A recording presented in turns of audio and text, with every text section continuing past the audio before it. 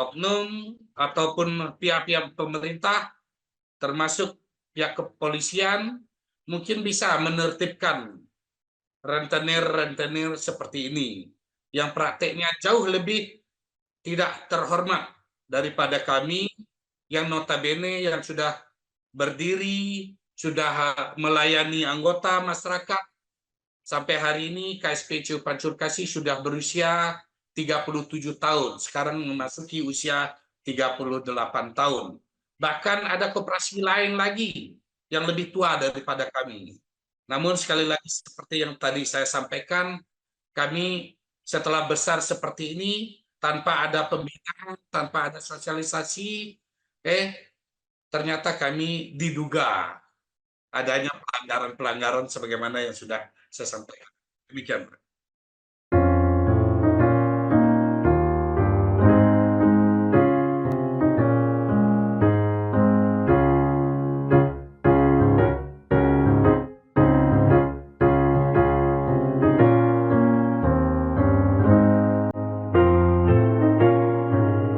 Bersama saya Bambang Sadiono di kanal Inspirasi Lokal. Mudah-mudahan kanal ini bisa menjadi inspirasi, motivasi, dan edukasi.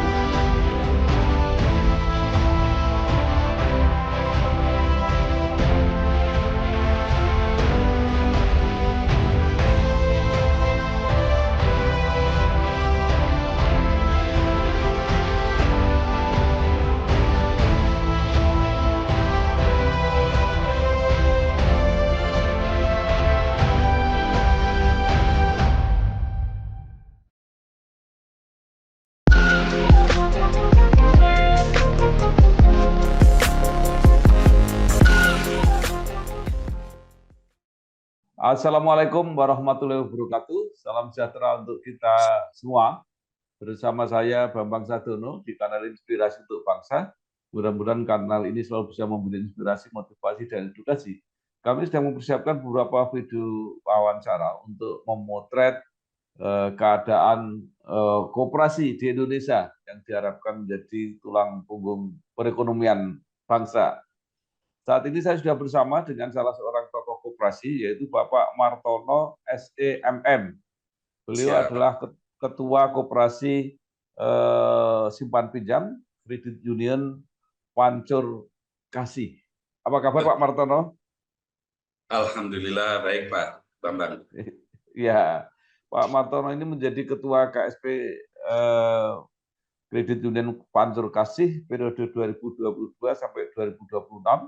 Koperasi Simpan Pinjam KSP Pancur Kasih yang berdiri sejak 28 Mei 1987.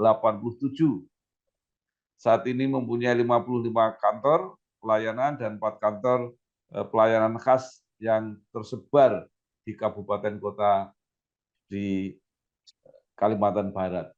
Nah, mungkin Pak Martono bisa bercerita mulai perjuangan dan pengabdiannya di perkoperasian hingga saat ini. Silakan, Pak. Terima kasih Pak Bambang Sadiono berserta tim inspirasi untuk NKRI. Sudah siap merdeka kita, Pak. Sudah siap. Terima kasih.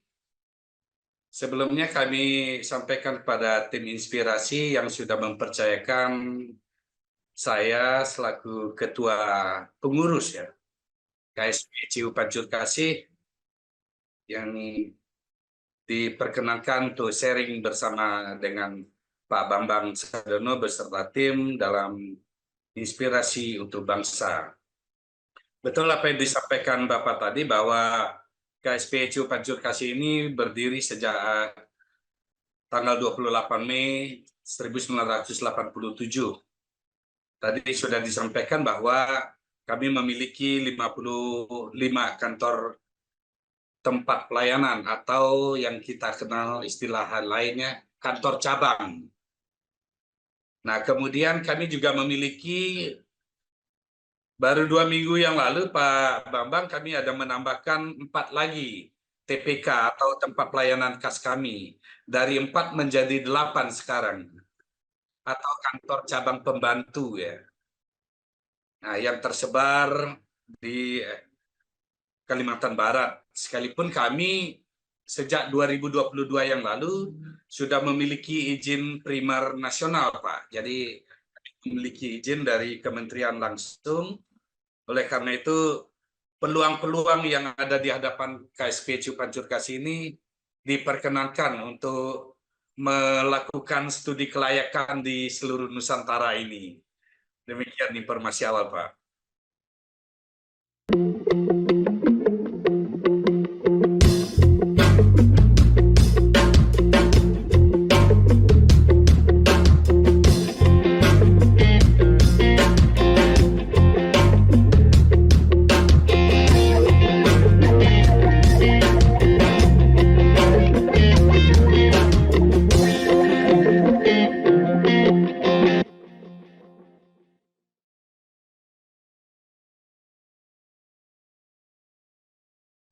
Mungkin juga bisa diceritakan, Pak, perkembangan sejarah sejak awal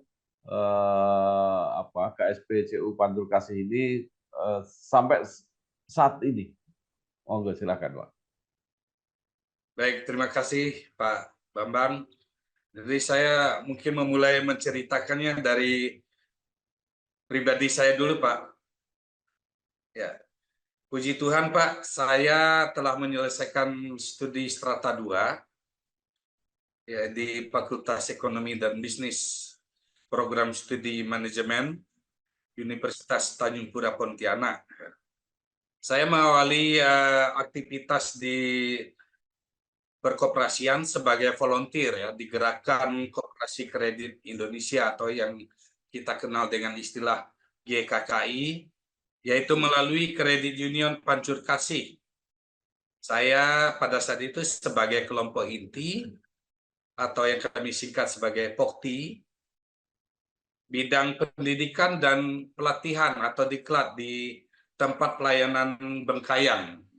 Kebetulan saya sendiri berdomisili di Kota Bengkayang, kurang lebih 4-5 jam perjalanan dari Pontianak, Pak. Jadi saya tadi malam baru kembali juga dari Pontianak, baru datang di rumah. Itu saya awali di tahun 2005, Pak. 2005 saya mengawali sebagai volunteer, kemudian kami melakukan beberapa pendampingan kepada anggota ya, melalui pendidikan dan pelatihan termasuk pemberdayaan. Kami juga melakukan pelayanan kepada anggota-anggota yang tidak hanya kami lakukan di kantor, tetapi kami juga tak jarang keluar masuk kampung, Pak. Keluar masuk kampung karena memang basis kita itu adalah anggota kita berada di perkampungan. Yang tak jarang kami juga lakukannya pada malam hari, Pak. Kegiatan-kegiatan di kelas itu karena kami harus menyesuaikan dengan kesediaan waktu anggota. Di mana mereka siang hari itu biasanya ke kebun atau ke ladang, sehingga kami harus menyesuaikan waktunya, sore dari Bengkayang baru masuk ke perkampungan gitu.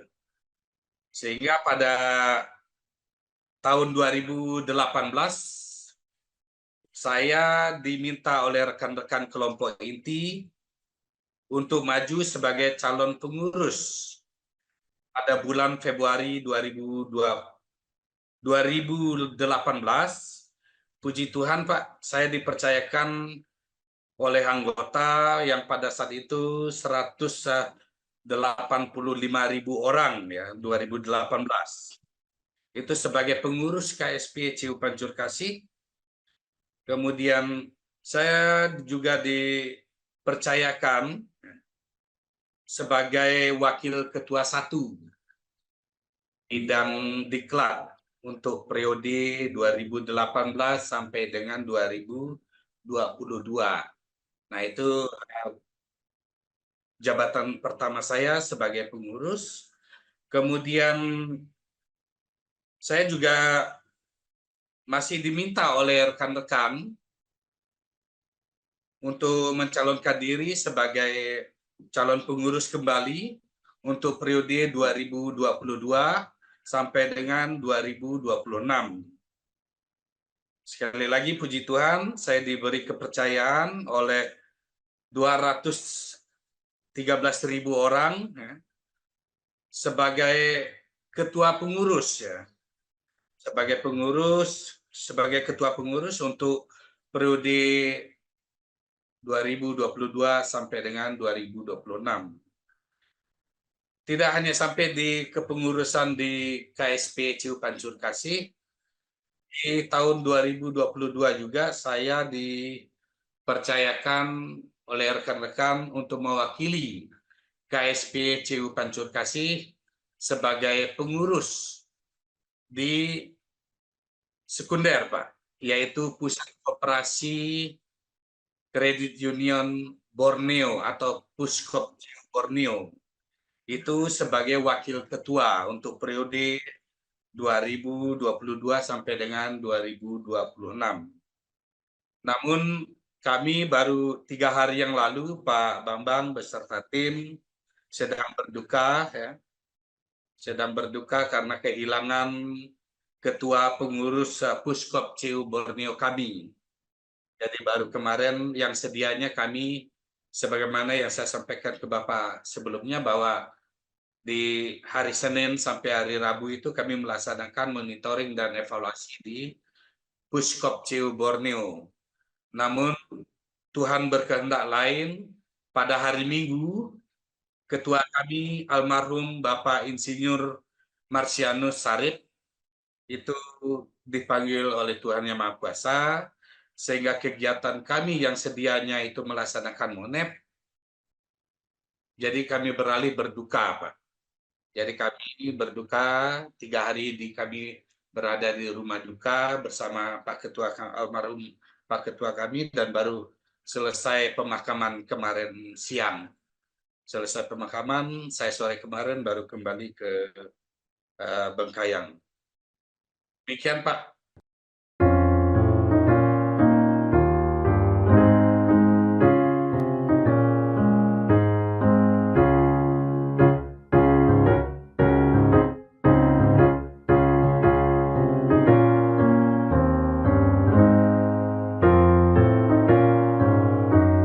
Baik, baik, Pak Martono. Mungkin bisa disinggung sedikit secara umum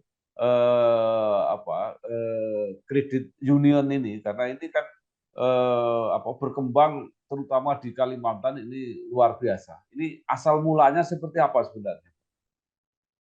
Ya, KSP Ciu Pancur Kasih ini cikal bakal munculnya itu berawal dari perkumpulan para guru-guru SMP dan SMA Santo Fransiskus Asisi, Pak.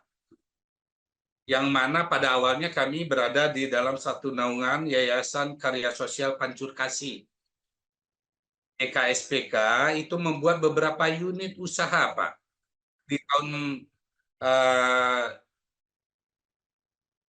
70 ya, 77 ya. 77 itu sudah melaksanakan beberapa kegiatan. Salah satu kegiatannya yaitu mendirikan Kredit Union Pancur Kasih, yang mana pada saat itu memang anggotanya hanya 82 orang yang terdiri dari guru-guru SMP dan SMA Santo Fransiskus Asisi, Pak. Jadi yang berada di kompleks persekolahan Santo Fransiskus Asisi Pontianak. Itu cikal bakal munculnya Ciu Pancur Kasih, Pak. Ya. Lalu bagaimana perkembangannya, Pak? Bisa dengan begitu cepat menjadi 213.000 anggota. Ya, terima kasih, Pak. Jadi memang betul pada saat itu para pendiri Ciu Pancur Kasih juga mungkin tidak terbayangkan, Pak Bambang, kalau KSP Ciu Pancur Kasih ini bisa menjadi brand Kredit Union Indonesia atau yang menjadi CU besar atau koperasi besar Indonesia. Itu memang betul. Nah, ini mungkin atas kepercayaan masyarakat, Pak. Perkembangan Ciu Pancur Kasih memang terbilang mengembirakan. Meskipun menghadapi berbagai tantangan, Pak. Jadi tidak kita pungkiri baik itu yang tantangan dari internal maupun dari eksternal.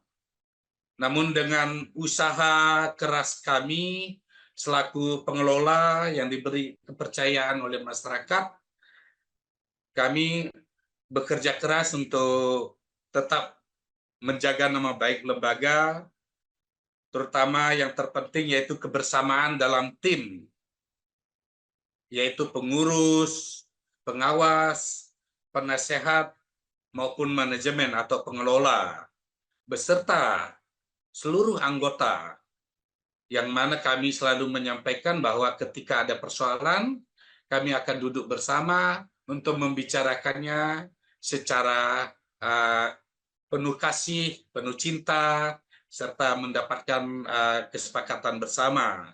Untuk itu, kami meyakini bahwa kami mampu melewati persoalan itu semua. Yang mana kita tahu bahwa sampai saat ini, kalau dilihat dalam RAT bulan Februari yang lalu atau melalui tahun buku 2023 atau 31 Desember 2023, kami mencatatnya seluruh anggota kami itu ada 206.707 orang, Pak. Itu per Desember 2023. Nah, namun hasil konsolidasi bulan Juni, bulan 6 yang lalu, kami sudah mencatat 213.379 orang yang tersebar di seluruh Kalimantan Barat. Bahkan ada yang berdomisili di luar Kalimantan Barat, Pak. Itu yang kami kategorikan sebagai anggota yang tidak penuh. Demikian, Pak.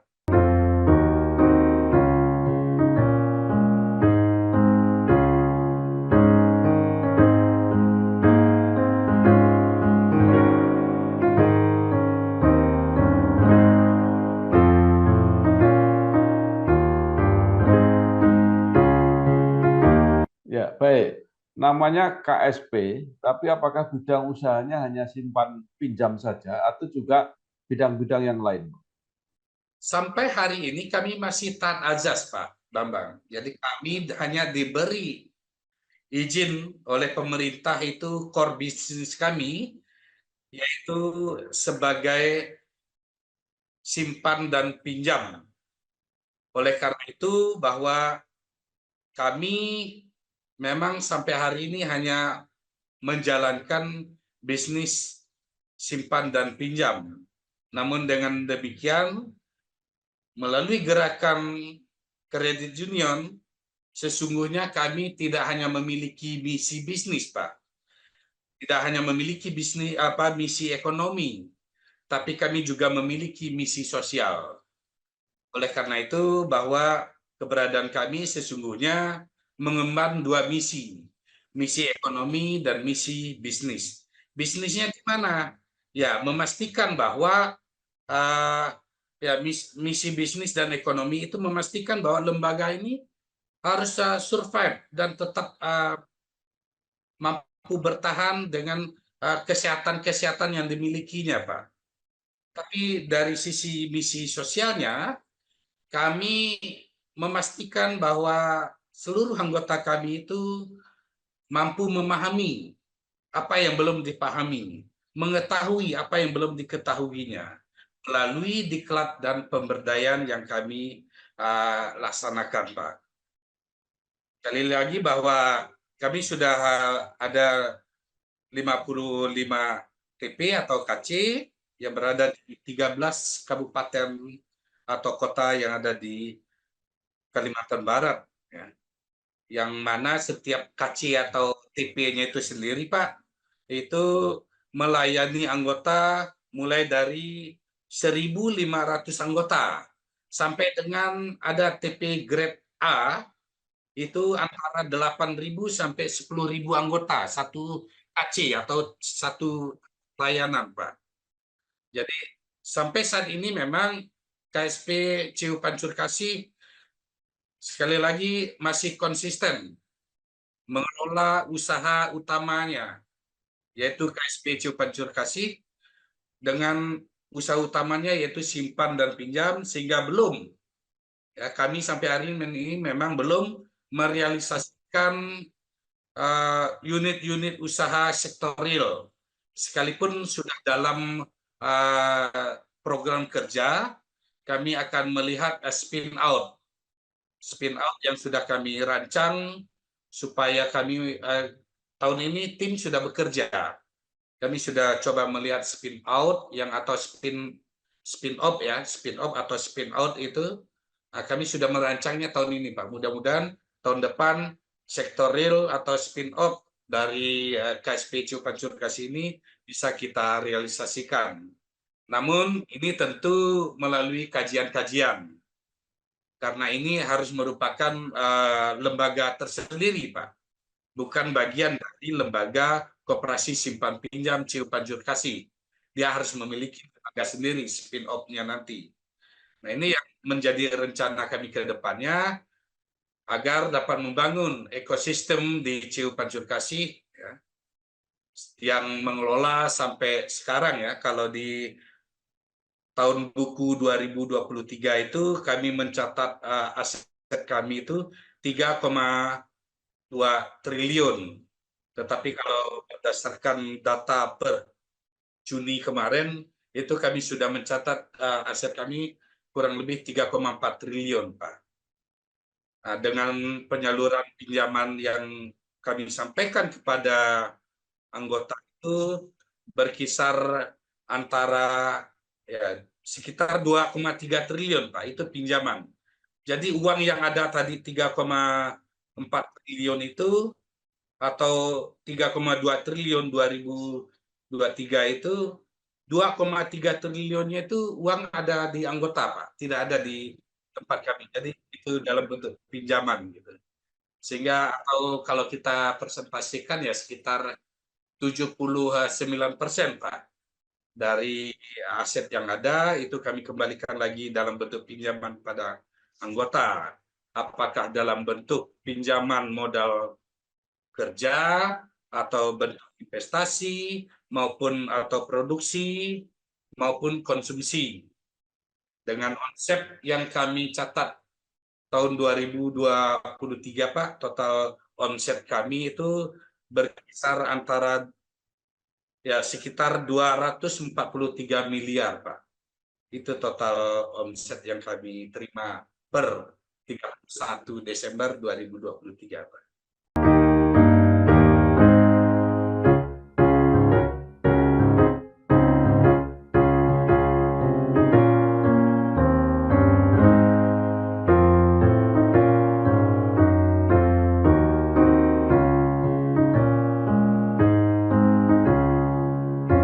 Per tahun, Pak, itu, Pak, 243 miliar. Betul, Pak. Ya. Karena bentuknya koperasi, pasti norma-norma koperasi juga dijalankan. Nah, bagaimana cara penyelenggaraan RAT dan pengelolaan sisa hasil usaha, Pak? Ya, menurut kami bahwa kunci sukses, ya, menurut kami kunci sukses KSP CU Pancurkasi terletak pada keterlibatan anggota, Pak, dalam setiap elemen kegiatan operasional CU Pancurkasi. Sehingga kami merasakan atau kami melibatkan anggota supaya anggota itu betul-betul memiliki rasa memiliki, ya, terhadap lembaga ini. Sehingga dengan demikian anggota bisa merasakan seberapa besar mereka terlibat di dalam peningkatan CU Pancurkasi ini. Meskipun hal ini juga sekaligus menjadi tantangan bagi kami apabila dalam berhasil dikelola, ya, ini tantangan. Pelaksanaan RAT atau rapat anggota tahunan tahun buku 2023 serta tahun-tahun sebelumnya, puji Tuhan berjalan lancar, tepat waktu, Pak. Kami sudah memploting waktu setiap tahun yaitu setiap bulan Februari kami harus melaksanakan RAT. Dan partisipasi anggota dalam RAT itu sendiri sangat tinggi, Pak. Dengan rasio tingkat kehadiran anggota mencapai 95%, bahkan sampai 99% dari total anggota yang mendaftarkan diri sebagai peserta. Pengelolaan sisa hasil usaha SAU sudah kami sesuaikan, Pak, dengan anggaran dasar KSP Ciupan Jurkasi, di mana kami menyisihkan 50% dari SAU yang kami peroleh itu disalurkan dalam bentuk dividen kepada anggota KSP Ciupan Jurkasi sesuai kontribusi dan keaktifan dalam menabung dan mengangsur pinjaman mereka. Demikian, Pak. Ya, baik. Melihat sukses KSP Ciupan Jurkasi, jadi menurut pendapat Bapak, memang prospek koperasi di Indonesia ini masih cukup baik dalam membantu perekonomian masyarakat, Pak. Ya, memang kalau kita lihat perjalanan gerakan koperasi kredit Indonesia memang menghadapi berbagai tantangan ya, Pak, baik secara eksternal maupun internal.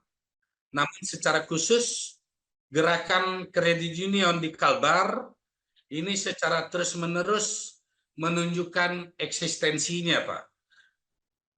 Hal ini bukan tanpa tantangan, namun tentu saja dapat berhasil melalui karena menyelesaikan tantangan, dan kami berpandangan ini bagian dari bentuk pembelajaran sebagai sebuah organisasi maupun secara individu, Pak.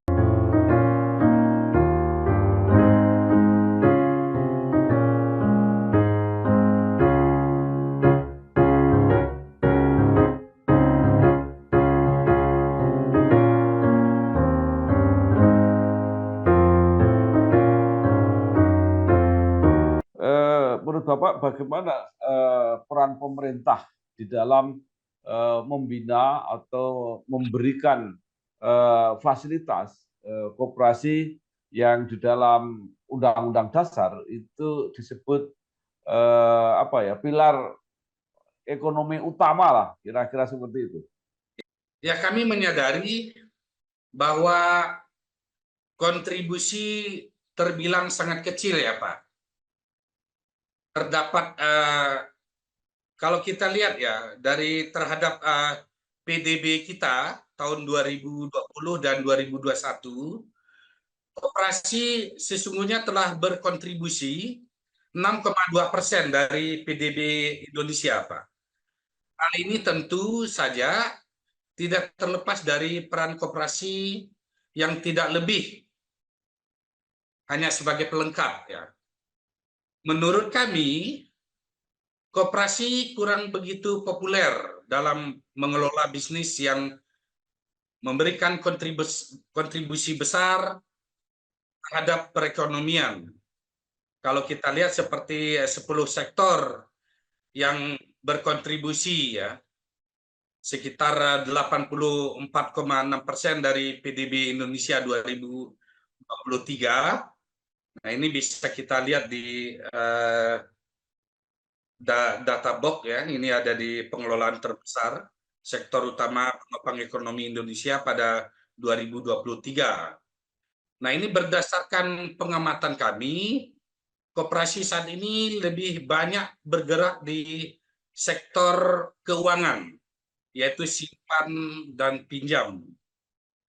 Sektor produksi, bahkan untuk gerakan kredit union Indonesia, skalanya masih terbilang sangat kecil, Pak, dibandingkan dengan perbankan, di mana sektor keuangan didominasi oleh 10 bank besar di Indonesia yang menguasai pangsa pasar lebih dari 72,25%, Ini kalau kita lihat dari data Otoritas Jasa Keuangan atau OJK ya, per Desember 2023. Nah, berdasarkan data tersebut, jelas bahwa terjadi kesenjangan dalam hal skala usaha antara perbankan dan gerakan koperasi.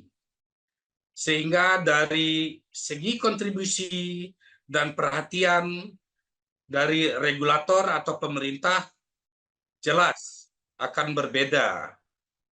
Oleh karena itu, koperasi baru mendapat perhatian ketika terjadi kasus.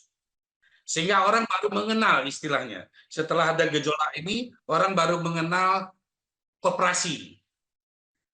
Namun dengan demikian, dengan adanya kasus tersebut, ini merupakan tantangan bagi kami di GKKI atau Gerakan Koperasi Kredit Indonesia.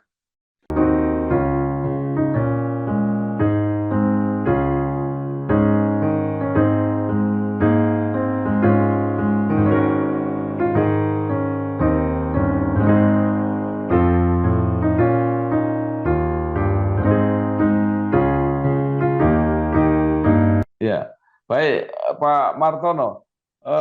Apa yang diharapkan oleh gerakan koperasi atau setidaknya menurut Pak Martono peran yang ideal pemerintah di dalam membina perkoperasian? Sekali lagi kami menyadari dan merasakan Pak Bambang bahwa pembinaan lembaga koperasi masih dirasakan sangat kurang ya oleh kami dari gerakan Koperasi Kredit Indonesia, khususnya kredit union. Baik di tingkat kabupaten, provinsi, hingga di kementerian. Meskipun demikian, kami sangat berharap bahwa koperasi mendapat pembinaan agar dapat berkembang dan juga berkontribusi besar dalam perekonomian Indonesia. Bahkan ketika gerakan koperasi kredit Indonesia dihadapkan pada persoalan hukum dalam praktek berkoperasi, pendampingan dan nasihat hukum mesti kami lakukan sendiri, Pak, secara mandiri. Belum ada pendampingan khusus dari pemerintah. Ya, beruntunglah gerakan koperasi Indonesia dapat bersatu padu, Pak, sehingga kami dapat saling membantu. Ada istilah kami itu solidaritas, Pak. Anda susah, saya bantu. Saya susah, Anda bantu. Itulah simbol gerakan kredit union.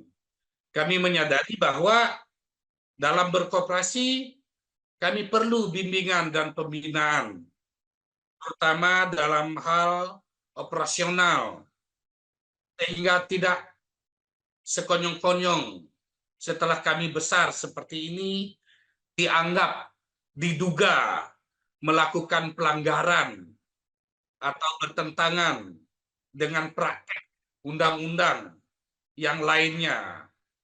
Saya ambil contoh yang mungkin Pak Bambang sendiri sudah pernah membaca sejak 2020 yang lalu, bahwa di Kalbar ini dihadapkan dengan persoalan hukum yang diduga ada pelanggaran praktek ya, terkait dengan undang-undang perbankan, undang-undang perasuransian, undang-undang TPPU atau pencucian uang, bahkan undang-undang perpajakan, Pak. Ini yang kami alami.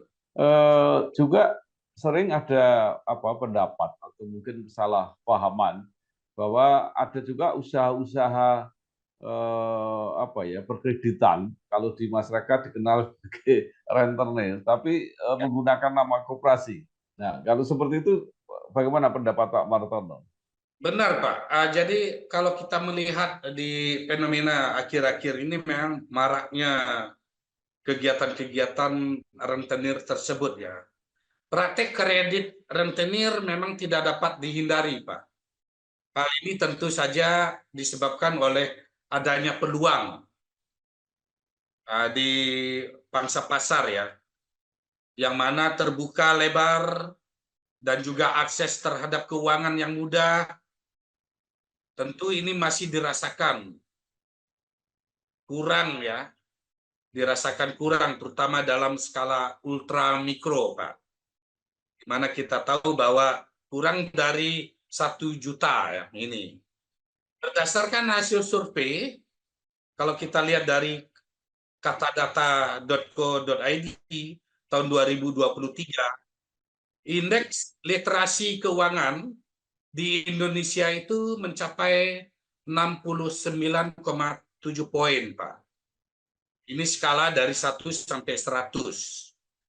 Nah, ini meningkat kalau dibandingkan dengan 2020, yaitu sebesar 66,5 poin.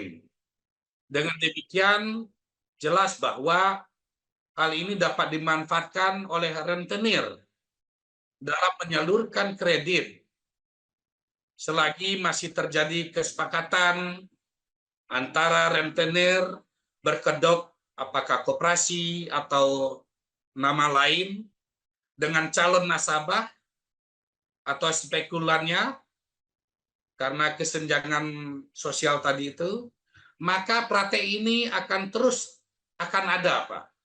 Dan sepertinya agak sulit memang untuk diberantas. Dalam hal ini memang kita sangat berharap oknum ataupun pihak-pihak pemerintah, termasuk pihak kepolisian, mungkin bisa menertibkan rentenir-rentenir seperti ini, yang prakteknya jauh lebih tidak terhormat daripada kami yang notabene yang sudah berdiri, sudah melayani anggota masyarakat. Sampai hari ini KSPCU Pancur Kasih sudah berusia 37 tahun, sekarang memasuki usia 38 tahun.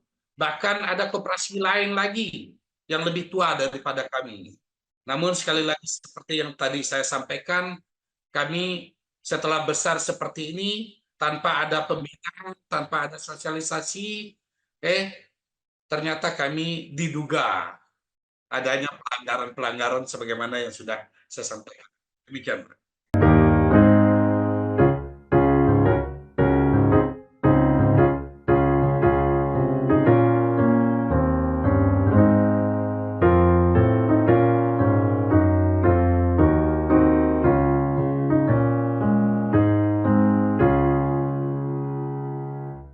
Baik, Pak Martono, terakhir, apa yang Bapak harapkan terutama dalam perbaikan regulasi supaya tadi berbagai kesalahpahaman tentang perbankan, tentang perpajakan, dan perundang-undangan lain yang tidak menguntungkan kegiatan koperasi yang selain berorientasi ekonomi juga punya misi sosial. Terima kasih sekali lagi Pak Bambang bersama tim.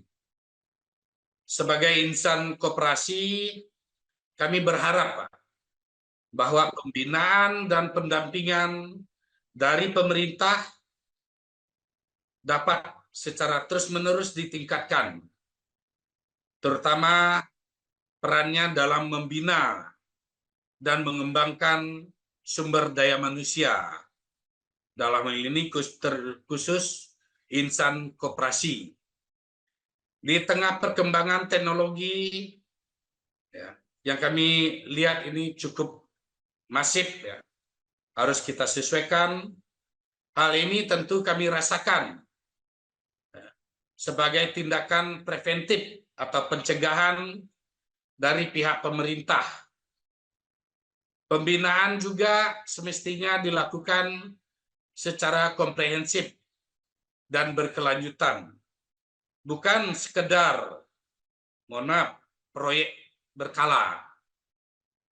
Agar berkesinambungan atau untuk keberlanjutan koperasi untuk lebih terjaga dengan baik.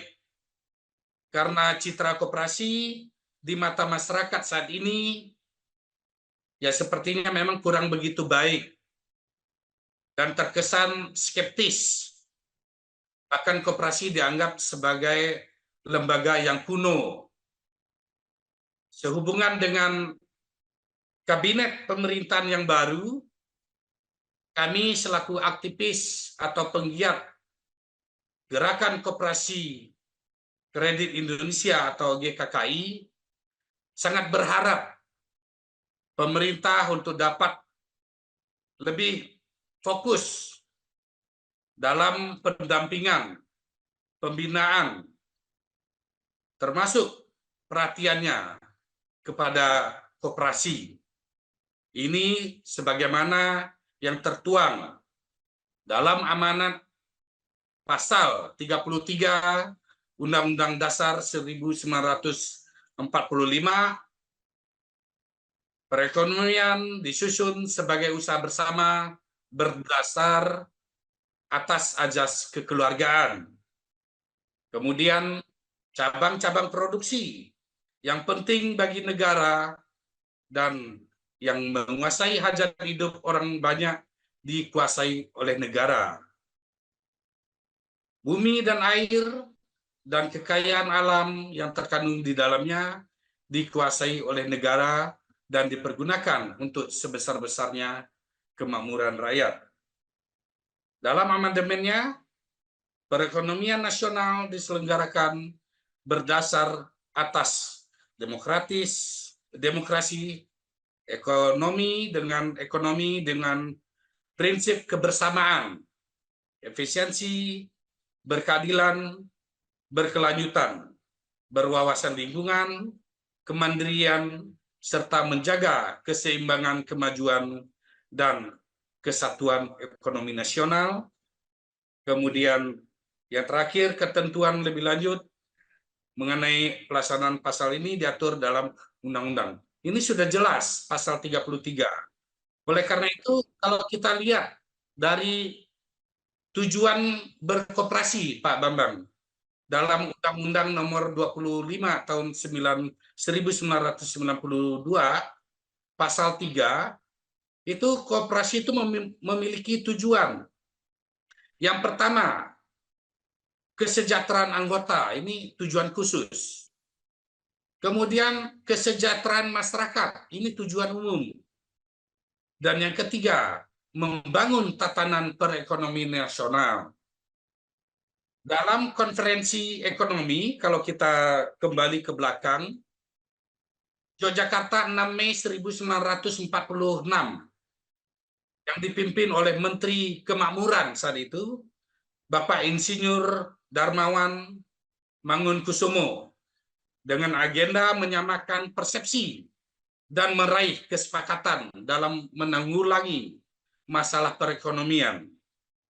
Pada saat itu hadir Bapak Koperasi kita, Bapak Muhammad Atta. Beliau menyampaikan bahwa arah perekonomian di masa datang harusnya semakin jauh dari individualisme dan lebih dekat kepada kolektivitas, yaitu sama sejahtera atau sejahtera bersama. Sehingga pembangunan ekonomi sesudah perang haruslah didasarkan kepada cita-cita tolong-menolong. Yang terakhir, beliau juga pada tahun 1956, Muhammad Atta juga menyampaikan bahwa koperasi tidak menghendaki orang-orang luar biasa untuk mengemudikannya. Di mana-mana koperasi diusahakan oleh orang yang biasa saja, yang mau bekerja sama di atas dasar beberapa sifat tertentu, seperti jujur dan setia kawan.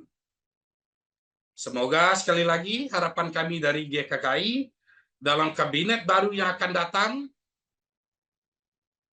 dapat mempertimbangkan adanya perwakilan dari aktivis atau penggiat koperasi yang duduk di unsur kabinet, terutama dalam Kementerian Koperasi dan UKM RI. Sehingga tidaklah yang duduk itu yang tidak paham tentang koperasi. Ini harapan kami. Demikian Pak Bambang Sadono beserta tim. Terima kasih. Terima kasih Pak Martono, SEMM, Ketua KSP CU Pancur Kasih. Banyak sekali yang sudah disampaikan, baik tentang Pancur Kasih sendiri maupun tentang gerakan koperasi Indonesia pada umumnya. Mudah-mudahan bermanfaat kita semua dan memberi semangat pada gerakan koperasi Indonesia. Terima kasih, sukses. Wassalamualaikum warahmatullahi wabarakatuh. Salam. Waalaikumsalam warahmatullahi wabarakatuh.